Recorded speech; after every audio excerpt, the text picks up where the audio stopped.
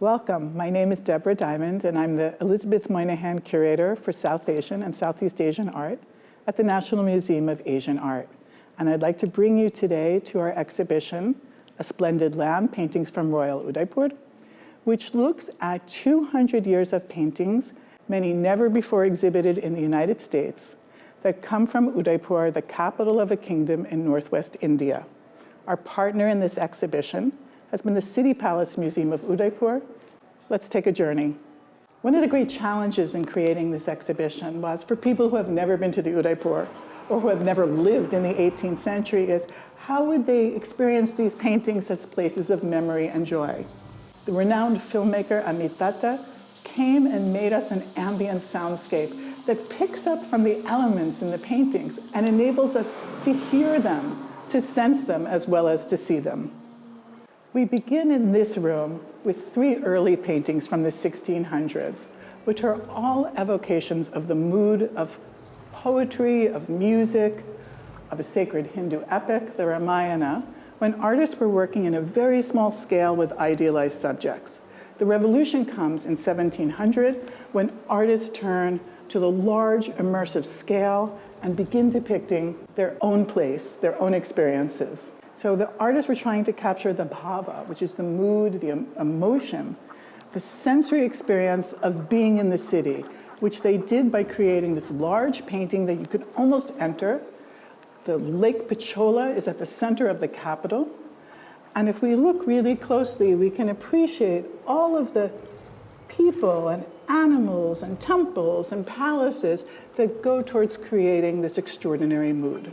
Our key goal in this exhibition was to shift the Orientalist perception that these paintings are royal portraits of mindless pleasures of an exotic world and indolent kings.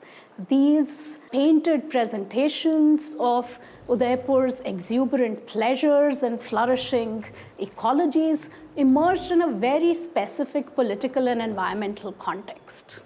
As Mughal imperial authority weakened in the early 1700s, regional kings sought to establish new friends.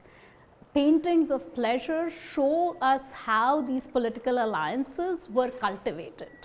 Painters describe the historical moods of pleasure, the politics of pleasure, the labor of cooks, of gardeners, of performers that went into creating worlds of pleasure. We see these relations mapped across the exhibition's paintings, especially those featuring monumental monsoon moods. One of the most dramatic rooms in the exhibition is devoted to the moods of the monsoon, the annual summer rains that were so absolutely critical for Udaipur. Because the semi-arid region relies on those monsoon rains for its prosperity, water harvesting and water resources and the actual arrival of the monsoon was a time for great joy. And for that reason, in painting and poetry and literature, the mood of the monsoon has been developed. So this is the first painting that we have capturing this monumental mood of the monsoon unraveling in Udaipur, and we have the monsoon winds kind of coming from the northwest direction from where the monsoon would come. You start seeing that in a way you're getting a sense of the speed of those rains. So you have this entire kind of, if you are thinking about the ways in which rains and the monsoon season was idealized as the season for love and longing that you see in those small paintings, to be with your lover, to listen to the specific kind of music, to be stationary, to be part of, this unraveling in which the earth and the moisture in the air is being refreshed.